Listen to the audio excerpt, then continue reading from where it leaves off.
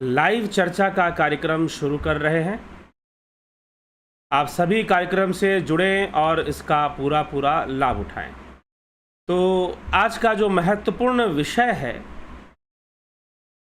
वो महत्वपूर्ण विषय है कि स्त्री के लिए भाई ने भाई को छोड़ा। सद्बुद्धि से संपत्ति होती है और कुबुद्धि से विपत्ति आती है। तो सद्बुद्धि कैसे आएगी और विपत्ति से मुक्ति कैसे मिलेगी, इसको भी हम समझने का प्रयास करेंगे। क्योंकि अगर दुर्बुद्धि नहीं होगी, कुबुद्धि नहीं होगी, तो विपत्ति क्यों आएगी। हमेशा यदि सद्बुद्धि ही बनी रहे, यदि हमेशा सद्बुद्धि ही बनी रहे, तो विपत्ति के आने का कोई मतलब नहीं है। फिर विपत्ति क्यों आएगी। तो इन सभी विषयों को आज हम चर्चा में लेने वाले हैं कि किसने किसको छोड़ा। घर का भेदी लंका ढाहे।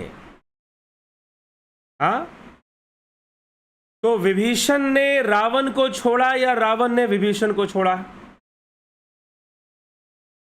लेकिन बात तो प्रचलित है कि घर का भेदी लंका ढाहे।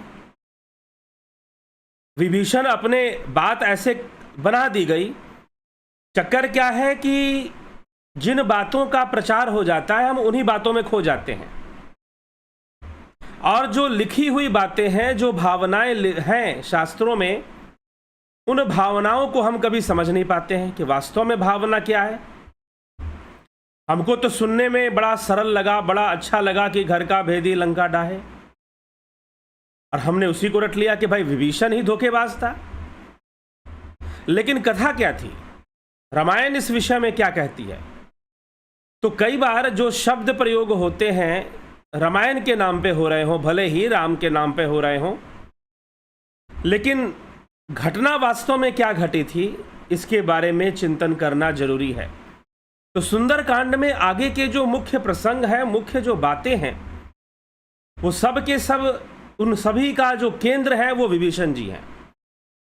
अब तक जो घटनाएं घटी उसमें जो केंद्र है वो बजरंगबली है, लेकिन आगे जो घटनाएं घट रही हैं उन सब में केंद्र विभीषण जी हैं। विभीषण जी ही केंद्र में है और विभीषण जी को लेकर ही सारी चर्चाएं होती हैं, सारी चर्चा होती है।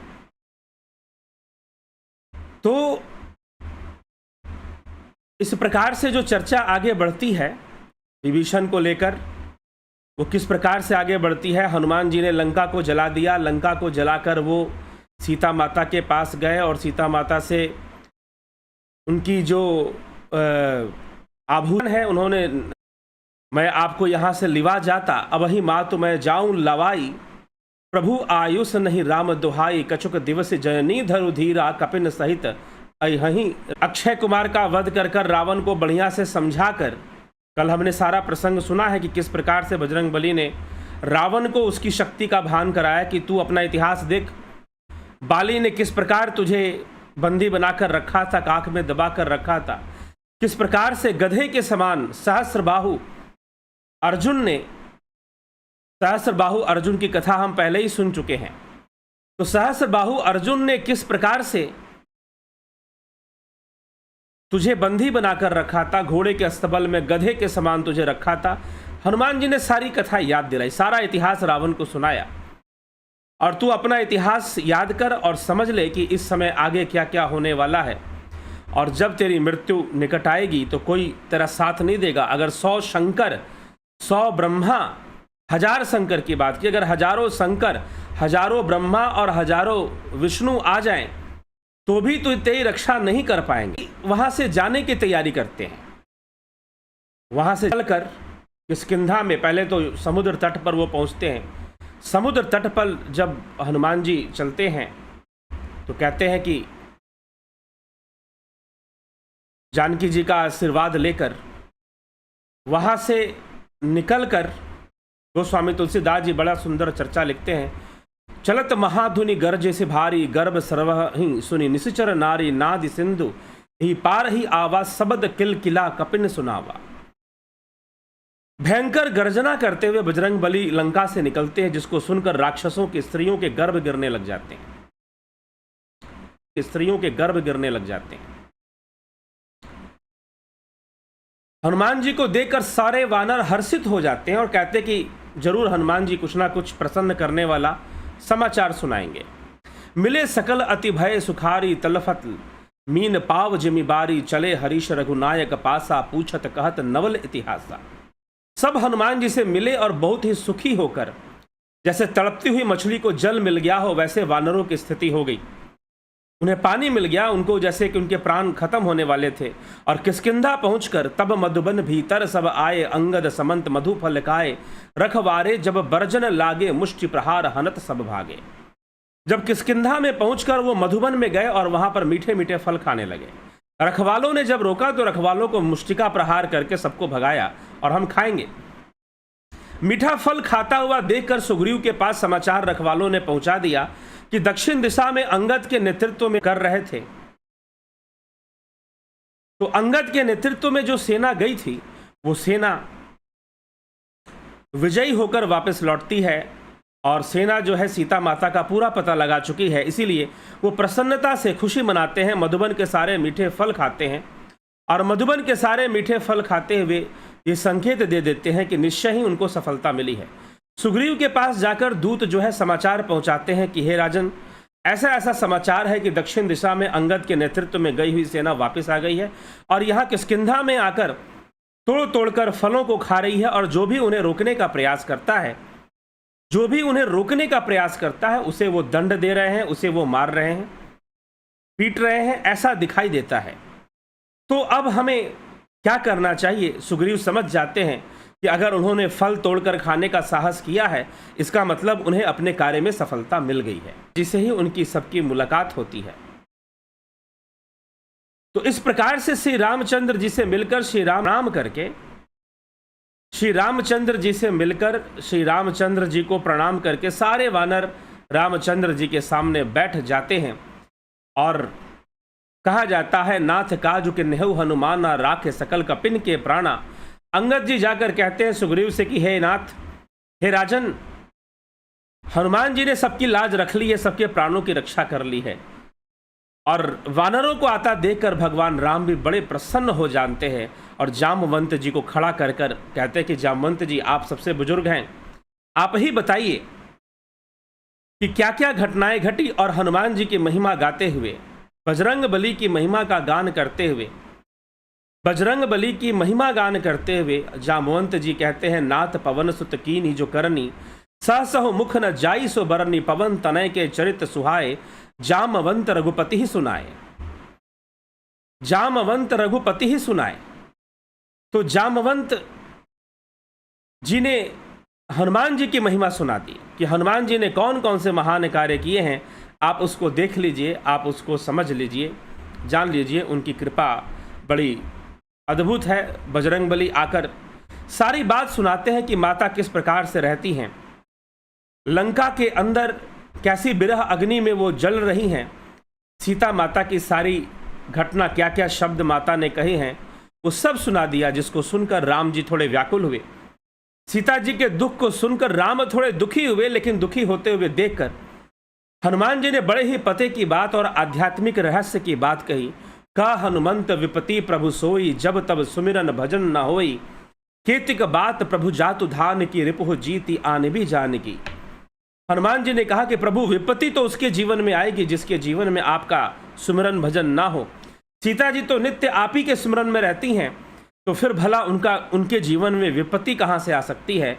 वह विपत्ति से अलग है, उनके जीवन में कोई विपत्ति नहीं है, लेकिन आपका वियोग है, इस कारण से वो थोड़ी दुखी रहती हैं। आपके वियोग को लेकर ही वो तड़पती रहती हैं। और भला क्यों ना तड़पे, जो आपसे अलग हो जाए वो जीव क्यों ना तड़पे। भरत कैसे तड़पे थे, सीता भी आज तड़प रही हैं, लेकिन सत्य है कोई विपत्ति वाली बात नहीं है, वो निरंतर आपके सुमरन भजन में रहती हैं। तो हनुमान जी यही बात कहते हैं भगवान श्री रामचंद्र को, कह हनुमंत विपत्ति प्रभु सोई जब तब सुमिरन भजन ना हुई। इस प्रकार से वानर सेना सबको इकट्ठा कर कर भगवान राम सेना को समुद्र तट पर चलने की आज्ञा देते हैं। सारी सेना इकट्ठी होती है और सारी सेना इकट्ठी होकर समुद्र तट पर पहुंचती है। वानर सेना जो है इकट्ठी होती है, एकत्र होती है और वहाँ पहुंचकर भगवान राम का गुणगान करते हुए, श्री रामचंद्र जी का गुणगान, जय श्री राम का जय घोष करते हुए, युद्ध के लिए रावण को ललकारते हुए सारी जो सेना है कहाँ पहुंच जाती है? समुद्र तट पर चलने के लिए तैयार हो जाती है। सब समुद्र तट पे पहुंचते हैं और समुद्र तट पर पहुंचकर वहां पर सेना की छावनी बन जाती है, बहुत बड़ी छावनी, बहुत बड़े क्षेत्र में बन जाती है। और इधर लंका में यह खबर पहुंच जाती है कि श्री रामचंद्र जी सेना लेकर वहां पर आ गए हैं, सेना लेकर वहां पर आ गए हैं। गोस्वामी तुलसीदास जी लिखते हैं कि उहा निहाचर रहि सशंका, जबते जारी गयऊ कपिलंका, निज निज गृह सब करहि विचारा, नहीं निश्चर कुल केर उबारा। गोस्वामी तुलसीदास जी लंका की जनता के मनोभाव क्या है वो भी बड़े अच्छे से लिखते हैं। जनता का मनोभाव क्या है, लंका की जो जनता है वो क्या सोच रही है? तो गोस्वामी जी लिख रहे हैं कि लंका की जो जनता है वो यह सोच रही है कि हमारे राजा ने बहुत बड़ी भूल तो की है, और एक जो वानर आया था वो इसीलिए आया था क्योंकि पीछे रावण ने जो स्त्री हरण, क्योंकि रावण तो ऐसा कर्म करता रहता था, चोर और डाकू भला क्या काम करेंगे? दूसरों का धन हरण करेंगे, दूसरों का की स्त्री हरण करेंगे, और वही उसने किया, वही उसने किया। तो इस प्रकार से रावण जो था, और रावण की जो जनता थी, लंका की जनता भली भांति इस बात को जानती थी कि हमारे राजा का चरित्र कैसा है, और वो इस जो वानर आया था उसने कितना उत्पात मचाया, पूरी लंका को जलाया। भले रावण ने फिर से अपनी लंका को सही तो कर लिया, थोड़े समय में ही सही कर लिया, फिर भी जनता भयभीत थी कि लगता है कि बहुत बड़ा आक्रमण लंका पे होने वाला है। इस राजा ने अपने कुकर्म किए और हम भी इसके कर्मों का भोग भोगेंगे, क्योंकि हम भी तो इसके साथ रहते हैं। तो जनता बहुत ही सशंकित है, सशंका में है। सशंका मतलब उसको इस बात का भय है कि लंका पर बहुत बड़ा आक्रमण हो सकता है, जिसका एक दूत इतना शक्तिशाली है तो वो खुद स्वामी, उस दूत का स्वामी कितना शक्तिशाली होगा। लंका की जनता निरंतर यही चिंतन करने लग जाती है। उहा निशाचर रहि सशंका, जबते जारी गयऊ कपिलंका, निज निज गृह सब करहि विचारा, नहीं निश्चर कुल केर उबारा। कि हर घर में यही चिंता हो रही है कि भाई ये वानर इतना, दूत इतना शक्तिशाली, तो स्वामी कितना शक्तिशाली रहेगा। जासु दूत बल बरनि न जाई, मन तेहि आए पुर कवन भलाई, दूत निसन सुनि पुरजन बानी, मंदोदरी अधिक अकुलानी। जिसके दूत का वर्णन नहीं, दूत के बल का वर्णन नहीं किया जा सकता, उसके स्वयं नगर आने पर कौन भलाई है और किसका भलाई है। दूतियों से नगरवासियों के वचन सुनकर मंदोदरी बहुत व्याकुल हो गई, मंदोदरी बहुत व्याकुल हो गई। मंदोदरी ने 3 बार रावण को समझाने का प्रयास किया, एक बार नहीं 3 बार देवी मंदोदरी ने रावण को समझाने का प्रयास किया कि उसका पति रावण मान जाए। मंदोदरी जनता की व्याकुलता को देखकर, लंका की जनता की व्याकुलता को देखकर रावण के पास चली जाती हैं, और रावण के पास जाकर रावण से क्या कहती हैं मंदोदरी? रावण से कहती है कि रहसी जोरी करपति पग लागी, बोली बचन नीति रस पागी, कंत करश हरिसन परिहरहूं, मोर कहा अति हित ही धरहूं। वह एकांत में हाथ जोड़कर अपने पति से कहने लग जाती है कि नीति रस में पगी हुई वाणी बोल, हे प्रियतम, हे मेरे पति, श्री हरि से विरोध छोड़ दीजिए, मेरे कहने को अत्यंत ही हितकर जानकर हृदय में धारण कीजिए। समझत जासु दूत कई करनी, स्रवहि गर्भ रजनीचर घरनी, तासु नारी निज सचिव बुलाई, पठवहु कंत जो चाहो भलाई। जिनके दूत की करनी इतना ऐसा हो सकता है, राक्षसों के स्त्रियों के गर्भ गिर जाते हैं जिसकी गर्जना से।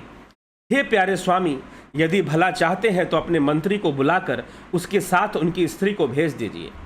तब कुल कमल विपिन दुखदाई, सीता सीत निशा सम आई, सुनहु नात सीता बिनु दिन्ने, हित न तुम्हार शंभु अज किन्ने। सीता अपने कुल रूपी कमलों को, वन को दुख देने वाली जाड़े की रात्रि के समान आई है।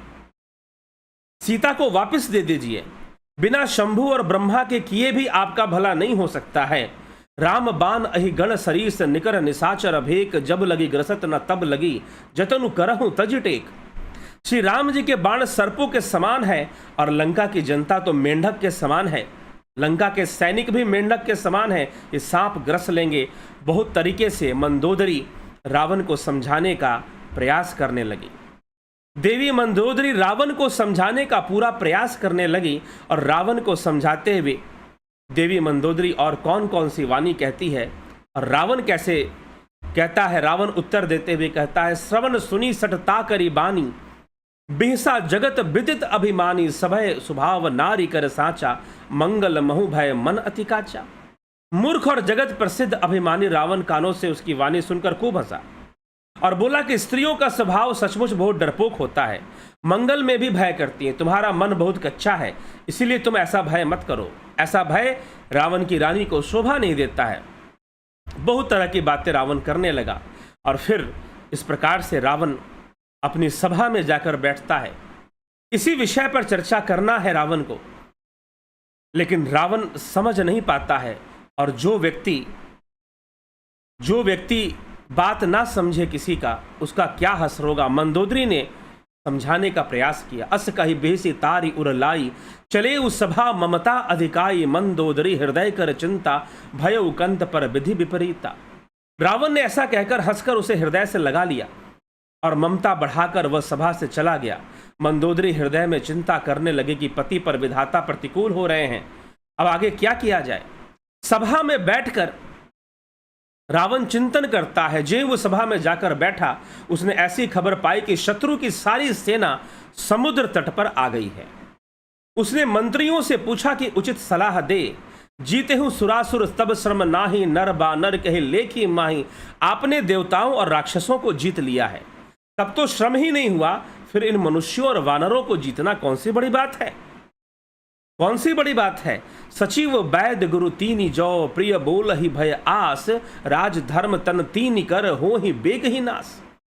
मंत्री वैद्य और गुरु की सलाह जो नहीं मानता है, ये सलाह देने वाले ही हैं। गुरु की सलाह माननी चाहिए। वैसे तो गुरु आज्ञा की का ही महत्व है, लेकिन गुरु की सलाह महत्वपूर्ण रहती है। मंत्री वैद्य और गुरु की सलाह जो ना माने, निश्चय ही उसका पतन हो जाता है, क्योंकि मंत्री राजनीति के सारे रहस्य जानता है। गुरु जीवन के मर्मों को अच्छे से जानता है। जीवन में कैसे कर्म करने चाहिए, किस दिशा में जानी चाहिए, कैसी साधना करनी चाहिए। और वैद्य जो है शरीर की बीमारियों के सारे रहस्य जानता है। इन तीन लोगों की सलाह यदि ना मानी जाए तो उस राजा का पतन निश्चित हो जाता है। इसी प्रकार से गोस्वामी तुलसीदास जी लिखते कि सचिव वैद्य गुरु तीन जो, प्रिय बोल ही भय आस, राज धर्म तन तीन करी, हो ही बेग ही नास। सोई रावण कहो बनी सहाई, अस्तुति करहि सुनाई सुनाई, अवसर जानि विभूषण आवा, भ्राता चरण सीसुत ही नावा। अपने भाई को प्रणाम कर कर, क्योंकि रावण बड़ा है, अपने भाई को प्रणाम कर कर, राजा भी है रावण।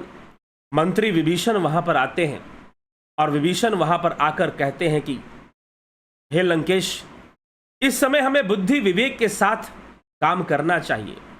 जो आपन चाहे कल्याणा, यदि आप अपना कल्याण चाहते हैं, सुजसु सुमति शुभ गति सुख नाना, सो पर नारी लीलार गोसाई, तजऊ चौथी के चंद की नाई। जो मनुष्य अपना कल्याण, सुंदर यश, सुबुद्धि, शुभ गति और नाना प्रकार के सुख चाहता है, वह स्वामी पर स्त्री के लाट को चौथ के चंद्रमा की तरह त्याग दे। अर्थात जैसे लोग चौथ के चंद्रमा को नहीं देखते, उसी प्रकार से पर स्त्री का वो त्याग कर दे, क्योंकि इस समय यह स्त्री लंका का काल बनकर आई है। 14 भुवन एक पति होई, भूत द्रोह तिष्टई नहीं सोई, गुण सागर नागर नर जो, अलप लोभ भल कहीं न को। 14 भुवनों का एक ही स्वामी हो, वह भी जीवों से वैर करके ठहर नहीं सकता। जो मनुष्य गुणों का समुद्र और चतुर हो, उसे चाहे थोड़ा भी लोभ क्यों ना हो, तो भी कोई भला नहीं कहता, तो भी कोई भला नहीं कहता। क्यों नहीं कहता भला? क्योंकि वो बैर करके, क्रोध करके, पाप करके किसी का भला कभी हुआ नहीं। काम क्रोध मद लोभ सब नाथ नरक के पंथ, सब परिहरि रघुबीर ही भजहु बजहि जय संत। हे नाथ, काम क्रोध मद और लोभ ये सब नरक के ही रास्ते हैं। इन सब को छोड़कर रामचंद्र जी को भजिए, उन्हीं का सुमरन कीजिए। तात राम नरि नर भूपाला, भुवनेश्वर का लहु कर काला, ब्रह्म अनामय अज भगवंता, व्यापक अजित अनादि अनंता। हे तात, राम मनुष्यों के राजा हैं, वे समस्त लोगों के स्वामी और काल के भी महाकाल हैं। और ऐसे भगवान का हमें स्मरण करना चाहिए, यही विवेक कहता है। और उनकी अर्धांगिनी को आप हर के ले आए हैं। स्वयं आपने महाकाल को निमंत्रण दे दिया है लंका में कि वो इस लंका नगरी को अपना ग्रास बना ले। गोद्विज धेनु देव हितकारी, कृपा सिंधु मानुष तनुधारी, जन रंजन भंजन खल भ्राता, वेद धर्म रक्षक सुनु भ्राता। हे भाई मेरी बात सुनो। विभीषण किसी भी प्रकार से, हर प्रकार से रावण को समझाना चाहते हैं। राज्यसभा में रावण को समझा रहे हैं कि वैसे भी पृथ्वी, ब्राह्मण, गौ और देवताओं का हित करने के लिए जिन्होंने मनुष्य शरीर धारण किया है वो तुम्हारे शत्रु ही हुए। और उन्हें अपना शत्रु जानकर, उन्हें अपना काल जानकर तुम व्यर्थ में ही उनसे शत्रुता मोल रहे हो। ताहि बयरु तजि नाई, माथा प्रणतारति भंजन रघुनाथा, देहुनाथ प्रभु कहूँ वैदेही, बजहु राम बिनु हेतु सनेही। इसलिए जाइए और वैदेही को वापस कर दीजिए और श्री राम जी का भजन कीजिए। शरण गए प्रभु ताहु न त्यागा, विश्व द्रोह कृत अगज ही लागा, जासु नाम त्रय ताप न सावन, सोई प्रभु प्रगट समुझ जिय रावण। जिसने संपूर्ण जगत से द्रोह करने का पाप लगा है, शरण जाने पर प्रभु उसका भी त्याग नहीं करते। जिनका नाम तीनों तापों का नाश करने वाला है, वो भगवान मनुष्य रूप में प्रकट हुए हैं। हे रावण, हृदय में यही समझ लीजिए। और बार बार श्री रामचंद्र जी के चरणों में प्रणाम करते हुए और फिर बार बार रावण के चरणों में प्रणाम करते हुए विभीषण समझाते हैं, रावण को समझाते हैं कि हे बड़े भैया, आप मेरे बड़े भाई हैं, आप लंकेश हैं, लंकापति हैं, लंका के राजा हैं। मैं आपसे बार बार करबद्ध प्रार्थना करता हूं कि आप मेरी बात मान लीजिए। विभीषण बहुत समझाते हैं। विभीषण को इस प्रकार से समझाता हुआ देखकर लंका के एक मंत्री थे माल्यवंत। माल्यवंत को भी अपनी जिम्मेदारी समझ में आ गई कि मैं भी तो मंत्री हूं, मुझे भी चाहिए कि मैं रावण को समझाऊं। और उस समय माल्यवंत आकर भी रावण को बहुत भांति से समझाते हैं, लेकिन रावण क्रोध में आकर सबको डांट लगाता है, सबको फटकार लगाता है, सबको जब डांट लगाता है कि अरे मूर्खों, तुम सेवक तो मेरे हो, खाते तो मेरा दिया हो और गुण गाते हो शत्रु का। तुम जैसे मूर्खों का साथ लेने से तो यह लंका निश्चय ही बर्बाद हो जाएगी। जाओ, हट जाओ मेरी नजरों से। उस समय मात्र नजरों से हटने के लिए रावण ने कहा। नजरों से हटने की बात सुनकर माल्यवंत उसी समय राज्यसभा को छोड़कर चले जाते हैं। लेकिन विभीषण ने प्रण ले लिया है कि मैं आखिरी श्वास तक राजा को समझाऊंगा, मैं आखिरी श्वास तक रावण को समझाऊंगा। जब तक मैं यहां पर हूं तब तक मैं रावण को समझाऊंगा। माल्यवंत तो चले गए, लेकिन विभीषण जी नहीं गए। विभीषण जी रावण को समझाने में फिर से लग गए, लेकिन रावण भला कहाँ समझने वाला था, रावण को कहाँ समझ में आने वाला था। माल्यवंत अति सचिव सयाना, तासु बचन सुनी अति सुख माना, तात अनुज तब नीति विभूषण, सुर उर सो उर धरहु जो कहत विभीषण। माल्यवंत ने रावण से कहा कि हे राजन, विभीषण जो भी कह रहे हैं वो बिल्कुल सही कह रहे हैं, उनकी बातों पर विचार करना चाहिए, उनकी बातें नीतिपूर्ण है, इसीलिए उनकी बातों को मानकर हमें राम जी से शत्रुता नहीं मोलना चाहिए। ऐसा विचार जब माल्यवंत ने दिया तो रावण क्रोधित हो गया। रिपु उत्कर्ष कहत सठ दो, दूरी न करहु यहाँ हई कऊ, माल्यवंत गह गयु बहोरी, कहे विभीषण पुनि कर जोरी। ये दोनों मूर्ख शत्रु की महिमा बखान कर रहे हैं। बताओ, मेरे दोनों मंत्री शत्रु की महिमा बखान कर रहे हैं। यहां कोई है, इन्हें दूर करो ना। तब माल्यवंत तो घर लौट गया और विभीषण जी हाथ जोड़कर फिर कहने लगे, सुमति कुमति सबके उर रही, नाथ पुराण निगम अस कहीं, जहां सुमति तह संपत्ति नाना, जहां कुमति तह विपत्ति निदाना। रावण को समझाते हैं किसके अंदर सद्बुद्धि नहीं है और किसके अंदर दुर्बुद्धि नहीं है। सबके अंदर सद्बुद्धि और दुर्बुद्धि है। पुराण और वेद ऐसा कहते हैं कि सुबुद्धि और कुबुद्धि सबके हृदय में रहती है, लेकिन आप किसका साथ देते हैं। जब पंच विकार सद्बुद्धि का संग कर लेते हैं, जब पंच विकार सद्बुद्धि का संग कर लेते हैं तो पंच विकार अच्छे कर्म करवाते हैं। लोभ मोह काम क्रोध अहंकार यदि सद्बुद्धि का संग कर लें, लोभ मोह काम क्रोध अहंकार यदि सद्बुद्धि का संग कर लें तो अच्छा कर्म करवाते हैं, जरूरी जगह पे क्रोध करवाते हैं, भोग भी संयम से करवाते हैं, लेकिन यही यदि दुर्बुद्धि का संग कर लें तो विपत्ति को ले आते हैं। सद्बुद्धि और पंच विकारों का संबंध बनने से संपत्ति का विकास होता है। जहां पर सद्बुद्धि होगी वहां संपत्ति होगी, और जहां पर कुबुद्धि होगी वहां विपत्ति होगी। तो सद्बुद्धि और कुबुद्धि ये सबके भीतर है। रामचरितमानस की वैसे भी एक विशेषता है कि वह प्रत्येक जीव या प्रत्येक वस्तु में अच्छे और बुरे गुणों का होना मानती है। वो ये नहीं कहती है कि कोई संत है, कोई गुरु जी है तो पूर्ण रूपेण अच्छे ही हैं। हाँ, बुरी चीजें सबके भीतर होती हैं, लेकिन जो साधक हैं, जो संत हैं, वो उसको दबा के रखते हैं। दबा के रखने का मतलब उसका सदुपयोग करते हैं। वो बुराई का भी सदुपयोग कर ले। बुराई कहने का मतलब जैसे कांटा है, कांटे का भी सदुपयोग हो सकता है। जैसे मदिरा है, अल्कोहल है, उसका भी सदुपयोग हो सकता है। तो संतों के अंदर यही विशेष गुण होता है कि वह विष में से भी अमृत निकाल लेते हैं, दूध और पानी में से भी वो दूध निकाल लेते हैं, पानी छोड़ देते हैं, जैसे हंस करता है। होता सबको सबके भीतर है। इसलिए यहां पर कहा जा रहा है, गोस्वामी तुलसीदास जी लिख रहे हैं और विभीषण जी रावण से कह रहे हैं कि सुमति और कुमति सबके भीतर होती है। सुमति और कुमति जो है वो सबके भीतर होती है, कोई सुमति और कुमति से परे नहीं है। लेकिन जहां सुमति का राज होता है, जिस मन और बुद्धि पर सुमति का राज होता है, वहां संपत्ति होती है, और जहां कुबुद्धि आ जाती है, कुमति आ जाती है, वहां विपत्ति आ जाती है। और रावण को इस समय कुमति आई हुई है। विभीषण जी ने जब ऐसा कह दिया, रावण तो क्रोध से आग बबूला हो गया। रावण तो क्रोध से आग बबूला हो गया, और आग बबूला होकर क्या कहता है? विभीषण जी कहते हैं, सुमति कुमति सबके उड़ रही, नाथ पुराम निगम अस कहीं, जहां सुमति तह संपत्ति नाना, जहां कुमति तह विपत्ति निदाना। जहां कुबुद्धि होगी वहां परिणाम में विपत्ति ही मिलेगी, और जहां सुमति होगी वहां परिणाम में संपत्ति प्राप्त होती है। तब उर कुमति बसी विपरीता, हित अनहित मानहु निर्रिपुप्रीता, काल रात निश्चर कुल केरी, ते ही सीता पर प्रीति घनेरी।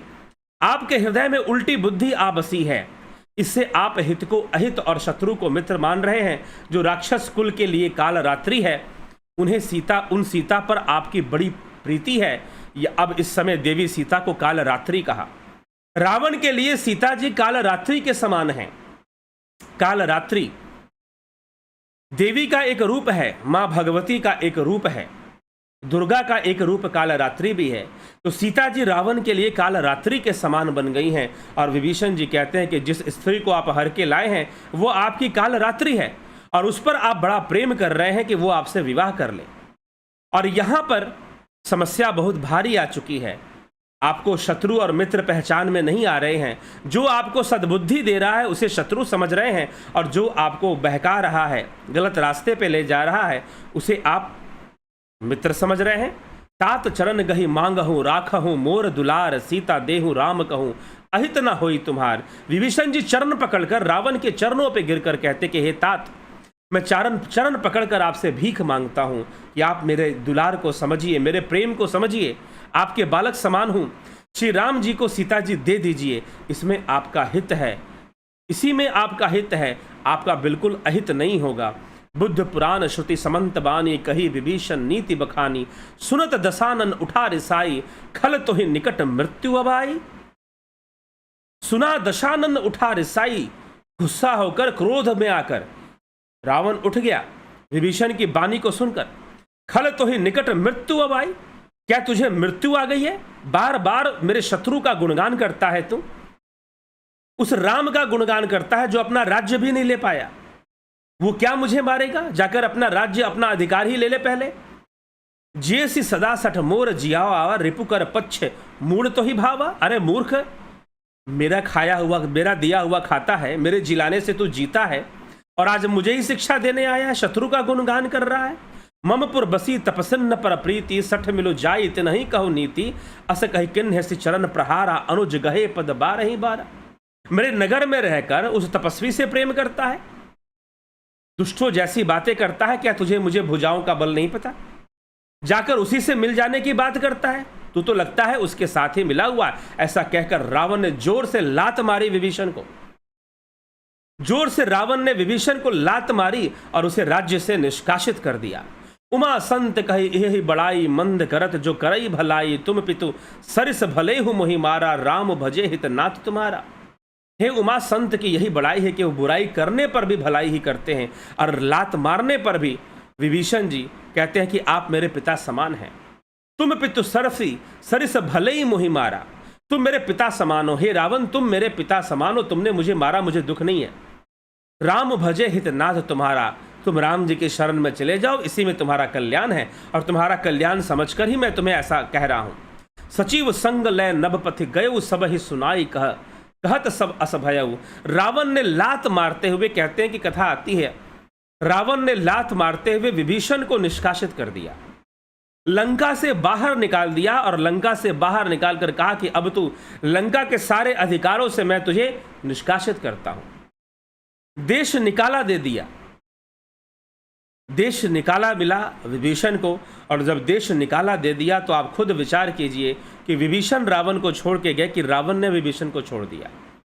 फिर क्यों कहा जाता है कि विभीषण ने रावण को छोड़ दिया? जी नहीं, रावण ने विभीषण को छोड़ दिया।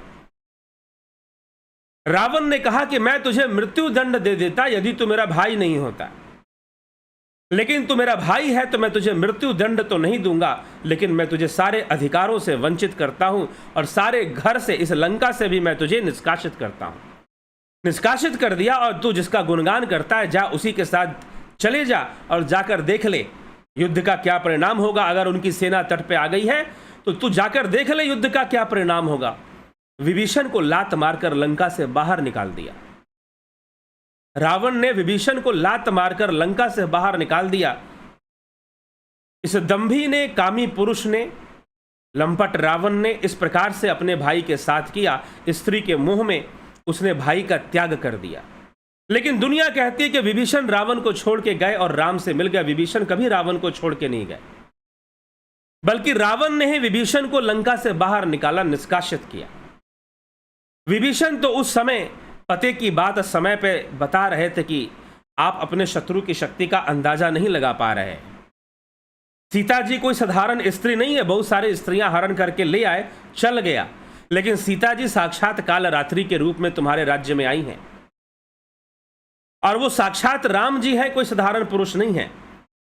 वानर का प्रताप तुमने देख लिया है, किस प्रकार से लंका की जनता भी यही चर्चा कर रही है, किस प्रकार से एक वानर आया और पूरी लंका को जला के चला गया। अब भला आगे क्या होगा जब पूरी सेना ही आ गई है।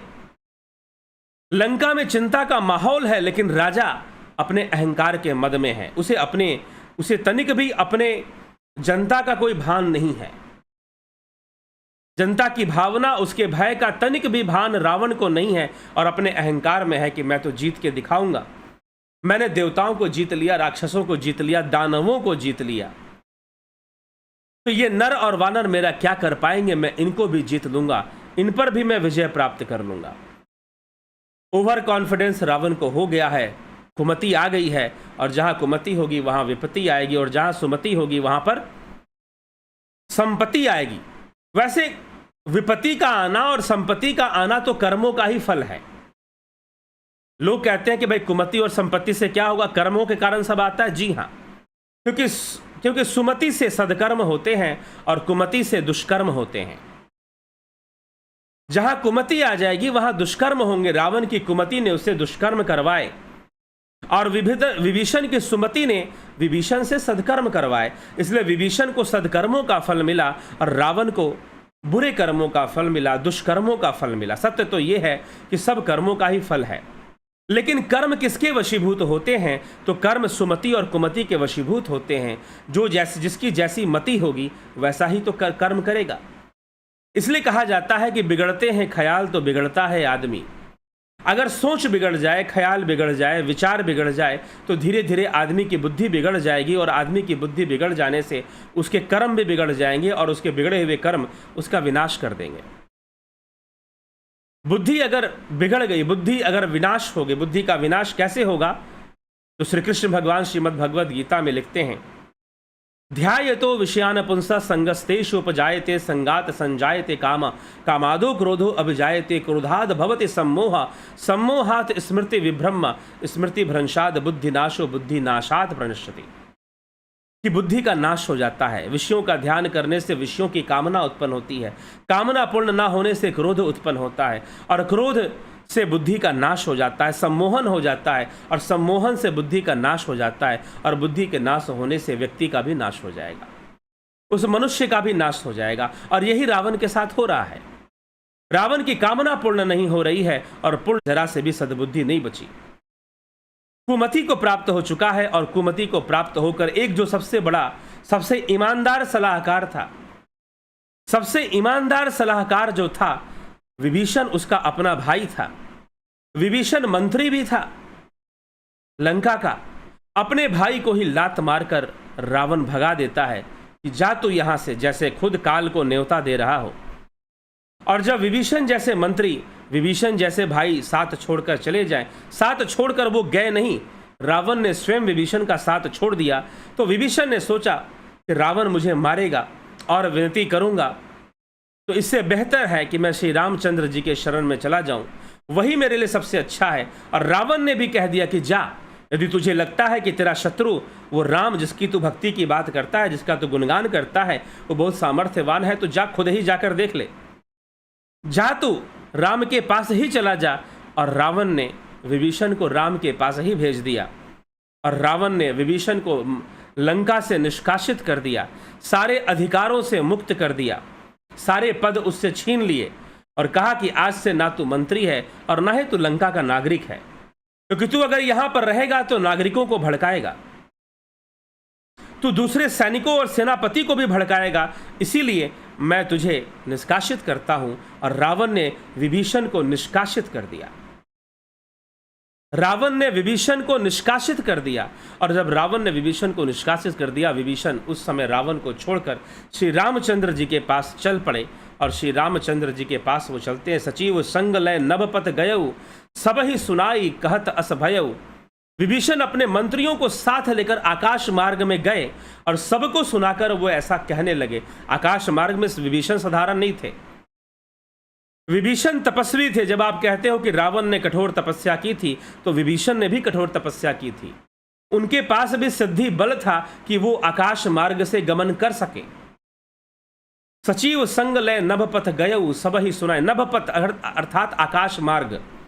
तो गोस्वामी जी लिख रहे हैं कि विभीषण आकाश मार्ग से गए। सचिव संग लगन नभपथ गयो राम, सत्य संकल्प प्रभु सभा काल बस तोरी। मैं रघुवीर शरण अब जाऊं देहु जनि खोरी।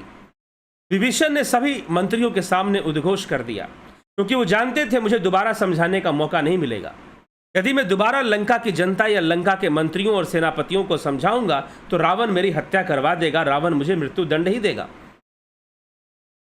इससे बेहतर है मैं श्री राम जी के चरणों में चला जाऊं। अगर वो मुझे शत्रु का भाई समझकर मुझे बंदी बना ले या मुझे मृत्यु दंड दे तो भी मेरा अहित नहीं है, क्योंकि विभीषण नहीं जानते कि राम जी, क्योंकि आप जब पढ़ते हो या आप जब सुनते हो तो आपको ऐसा लगता है कि जैसे विभीषण और राम एक दूसरे से परिचित होंगे। समस्या यहां पर है, इसीलिए आपको वो वाली बात समझ में आती है, घर का भेदी लंका ढाए। लेकिन यहां पर सत्य यह है कि सांसारिक रूप से, व्यवहारिक रूप से राम और विभीषण एक दूसरे को नहीं जानते हैं, क्योंकि हनुमान जी ने विभीषण की कोई सूचना नहीं दी। सीता जी की बातें करने में ही हनुमान जी की सारी बात निकल गई। तो हनुमान जी ने विभीषण की कहानी नहीं सुनाई राम जी को, ये ध्यान रखिएगा। और श्री रामचंद्र जी नहीं जानते कि विभीषण रावण का भाई कैसा व्यक्ति है, और विभीषण नहीं जानते कि रामचंद्र जी कैसा व्यवहार करेंगे। उनकी एक ही पहचान है कि हनुमान जी से परिचय उनका है, लेकिन हनुमान जी के साथ समस्या है कि वो भूल भी जाते हैं, और खासकर अपने ही अच्छे कार्यों को भूल जाते, अपनी ही शक्तियों को भूल जाते हैं। तो विभीषण को वहां कोई नहीं जानता, इसलिए विभीषण मन ही मन सोचते हैं कि यदि श्री रामचंद्र जी मुझे अपना शत्रु समझकर या शत्रु का भाई समझकर बंदी बना लेंगे या मुझे मृत्यु दंड भी देंगे, तो रावण के हाथों मरने से बेहतर है मैं श्री रामचंद्र जी के हाथों ही मर लूंगा, और रावण मुझे यहां रहने देगा नहीं। यदि मैं यहां रहूंगा तो निश्चय ही ये मुझे मरवा देगा, मेरी हत्या करवा देगा, क्योंकि महत्वाकांक्षी व्यक्ति स्वार्थी और अभिमानी ना भाई देखता है ना मित्र देखता है। वो अपनी महत्वाकांक्षा और स्वार्थ में सब कुछ करता है, हर नियम का उल्लंघन कर सकता है, हर मर्यादा लांघ सकता है। जो पर स्त्री के लिए इतना कुछ कर सकता है वो अपने भाई को भी मरवा सकता है। और वैसे भी अपने सौतेले भाई कुबेर से ही लंका छीनकर वो लाया था। यह भी घटना थी। अपने पुत्र वधू का भी बलात् उसने शीलहरण कर दिया था। तो रावण क्या क्या कर सकता है विभीषण जी को अच्छे से पता था। विभीषण जी भी समझ गए कि अब मैं इतना कुछ रावण को बोल चुका हूं, वो मुझे लात भी मार चुका है, तो बस वो मृत्यु दंड थोड़ा सा ये सोचकर नहीं दे रहा कि भाई है, लेकिन मुझे निष्कासित कर दिया है तो मृत्यु दंड जैसा ही है। मुझसे सारे रिश्ते रावण ने खत्म कर लिए हैं। और रावण ने विभीषण को निष्कासित कर दिया, मंत्री पद से भी हटा दिया और कह दिया कि जा, चले जा, जिसका तू गुणगान कर रहा है वहीं चले जा। तो विभीषण जी भी वहां चल पड़ते हैं, लेकिन जाते जाते आखिरी बार समझाने की कोशिश कर देते हैं। नवपथ पर चले जाते हैं और वहां जाकर कहते कि श्री राम जी सत्य संकल्प एवं प्रभु हैं, और हे रावण तुम्हारी सभा काल के वश में है, अतः मैं अब श्री रघुवीर जी के शरण में ही जाऊंगा, मुझे दोष ना देना। इस प्रकार कहकर कोई विकल्प विभीषण के पास नहीं बचता कि वो लंका की जनता की रक्षा कर सके, इस काल से लंका को बचा सके। अंत में विभीषण जी यही निर्णय लेते हैं कि मुझे रामचंद्र जी की शरण में चले जाना चाहिए, और यह विचार कर विभीषण रामचंद्र जी की शरण में चले जाते हैं। तो इस प्रकार से विभीषण जाते हैं। तो भाई ने भाई को छोड़ा, विभीषण ने रावण को छोड़ा कि रावण ने विभीषण को छोड़ा। अब आप खुद ही विचार कर लीजिए किसने किसको छोड़ा, रावण ने विभीषण को या विभीषण ने रावण को। विभीषण ने अगर विभीषण समझाने का कोई प्रयास नहीं करते, यदि विभीषण धोखेबाज होते, यदि विभीषण षड्यंत्रकारी होते, तो रावण को बिना बताए ही जाकर मिल जाते। किससे मिल जाते? राम जी से मिल जाते। सारी खबर रावण की सेना और रावण की शक्तियों की सारी खबर राम जी तक पहुंचा देते। राम जी से जाकर डीलिंग कर लेते कि भाई आप मुझे लंका का राजा बना दो और रावण को हरा दो, जैसे कि कई राजा कर लिया करते थे। इसी तरह से हमारा देश गुलाम बन गया। तो कई राजा कर लिया करते थे, तो राजा कर लिया करते थे, तो इसीलिए विभीषण ने ऐसा कुछ भी नहीं किया। विभीषण ने पूरा प्रयास किया, रावण समझ जाओ समझ जाओ समझ जाओ, तुम समझ रहे हो साधारण नर आया है या वानर आए हैं, ना वानर साधारण है ना नर साधारण है, यह अद्भुत सामर्थ्य और शक्ति लेकर आए हैं जिसकी सामना करने का सामर्थ्य तुम्हारे अंदर नहीं है। तुम्हारा काल नजदीक आ गया है, और ये जो स्त्री तुम हरण करके लाए हो ये स्वयं काल रात्रि के रूप में आ गई है, तुम्हें अपना ग्रास बनाकर ही रहेगी। इस प्रकार से रावण को बहुत समझाने का प्रयास किया, कई नीतियों से समझाने का प्रयास किया, और ऐसा कहकर विभीषण जी वहां से चले गए। पुलस्त ऋषि ने अपने शिष्य को भेजा कि जाओ रावण को समझाओ, लेकिन रावण फिर भी नहीं समझा। पुलस्त ऋषि ने देखा कि जब मेरे शिष्य का ही अपमान कर रहा है तो मैं जाकर क्या करूंगा। पुलस्त ऋषि कौन थे? रावण के दादा थे, पितामह थे, रावण के पितामह थे।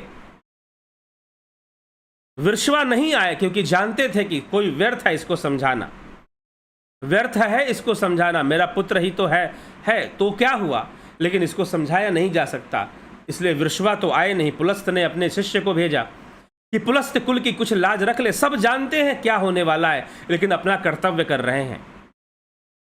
पुलस्त ऋषि ने भी अपना कर्तव्य किया कि मेरे कुल में इसका जन्म हुआ है, कुल को तो इसने पहले ही कलंकित करके रखा हुआ है, लेकिन यदि राम की भक्ति इसने अपना ली, राम की शरण में चला गया, तो जो कलंक लगा है वो मिट जाएगा।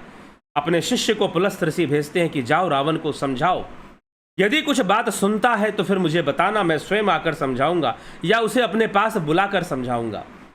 लेकिन शिष्य का भी अपमान कर देता है, ऋषि का भी अपमान कर देता है। अब क्या होगा? जिसने मंत्री की बात नहीं मानी, मित्र की बात नहीं मानी, गुरु की बात नहीं मानी, वैद्य की बात नहीं मानी, किसी की बात नहीं मानी, और जब किसी की बात नहीं मानी तो फिर क्या होगा? फिर तो रावण का पतन निश्चित है, रावण का काल भी निश्चित है। और विभीषण चले जाते हैं श्री राम जी के पास। श्री राम जी के पास जाकर कौन कौन सी घटनाएं घटती हैं, दोनों के बीच में कौन सी सुंदर बातें होती हैं, सुंदरकांड का बहुत ही सुंदर प्रसंग है श्री रामचंद्र जी और विभीषण का मिलाप। विभीषण और राम का मिलना बहुत ही सुंदर प्रसंग है, जिसकी चर्चा हम कल करते हैं कि किस प्रकार रामचंद्र जी विभीषण से मिलते हैं और कैसे विभीषण का सत्कार करते हैं, विभीषण का स्वागत करते हैं। तो इस प्रकार से रावण ने मात्र पर स्त्री के लिए अपने भाई को भी छोड़ दिया, कुमति को प्राप्त हो गया और संकट और विपत्ति को उसने अपना लिया। बहुत बड़े काल अब रावण के ऊपर मंडरा रहा है, बहुत बड़ा काल रावण और लंका पे मंडरा रहा है। सेना समुद्र तट के पर आ चुकी है। भगवान राम ने समुद्र नहीं लांघा है, लेकिन अब समुद्र पर पुल बांधने की प्रक्रिया शुरू होगी और सुंदरकांड में राम सेतु कैसे बनता है यहां तक का प्रसंग आता है। तो चलिए आगे अभी कुछ और प्रसंग है जिसको हम सुनेंगे, श्रवण करेंगे और राम सेतु के बारे में सुनेंगे कि राम सेतु किस प्रकार से बनता है और कैसे निर्माण हो पाता है, कैसे विभीषण जी मिलते हैं और श्री रामचंद्र जी कैसे लंका का राज्य विभीषण को देते हैं। कब देते हैं जी? आप कहोगे अभी तो सुंदरकांड है। जी हाँ, सुंदरकांड में ही लंका का राज्य विभीषण को मिल जाता है। कैसे मिल जाता है सुनिए, आगे हम इसको सुन पाएंगे। तो अभी चलते हैं और देखते हैं आपके कमेंट्स क्या कहते हैं। आप सभी, संत कुमार भाटी जी, जगत नारायण जी, बहुत अभिनंदन है। सतीश मास्टर जी, रतन सिंह जी, विनोद कुमार सूद, भरत छबलानी, अवनी प्रधान, राजू पाल, लाल बहादुर सिंह, गोविंद प्रसाद नीमा, सविता नायक जी, योगेंद्र पंडित, पंकज सोनी, सविता नायक, रमेश पेशवानी, अशोक श्रीवास, प्रभात सोनी जी, राम विलास जी, अनिल कुमार जी, हरीश डंगवाल जी। प्रभात सोनी जी कह रहे हैं कि गुरुजी प्रणाम।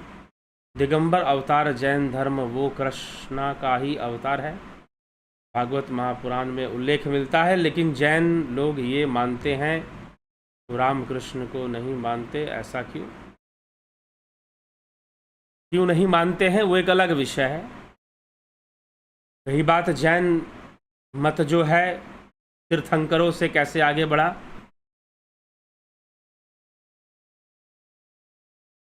बुद्ध मत जो है, पहले जो तीर्थंकर हुए वो अवतारी कहे गए, 24 अवतारों में उनका वर्णन आता है,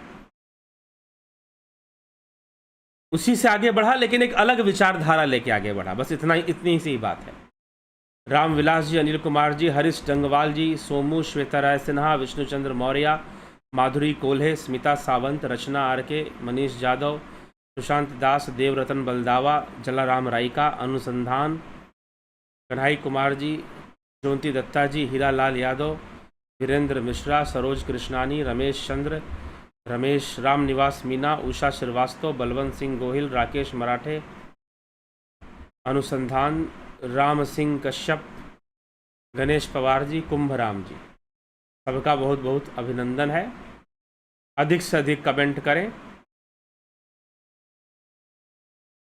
चलिए इसी के साथ आप सभी से विदा लेते हैं। कल फिर मिलते हैं लाइव चर्चा में। ध्यान योग का कोर्स 14 अप्रैल से चलेगा।